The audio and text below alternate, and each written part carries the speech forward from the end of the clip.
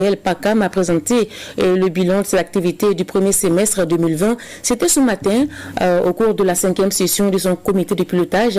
L'une des principales activités menées de janvier à maintenant est la réalisation de 300 km de pistes rurales à Sikasso et Yamfolila. Compte rendu Mohamed Kayantaou.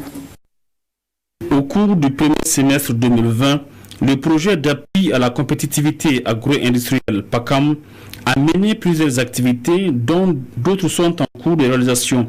Ce bilan a été présenté en présence de l'ensemble des membres de son comité de pilotage. Nous avons réitéré l'opération de traitement des mouches de fruits avec des produits biologiques pour à peu près 10 000 hectares et pour à peu près un peu plus de 3 000 bénéficiaires.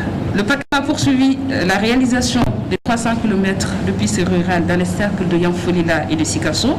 Nous avons également mis en œuvre nos premières alliances productives à travers le lancement de la plateforme d'embauche bovine autour de la rame industrielle Caille.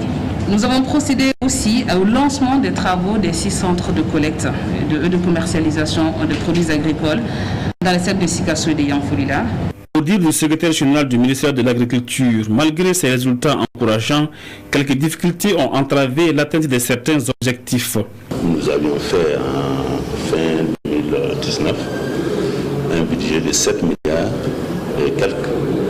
Et après le premier semestre, on s'est rendu compte que toutes les activités ne sont pas tenables. Et il y a lieu peut-être de revoir ce budget. Et c'est ce qui nous amène aujourd'hui à organiser ce comité de pilotage. Le PACAM envisage l'accroissement de la transformation des produits agricoles dans le bassin de production agroécologique de Sikasso, Bamako et Koulikoro.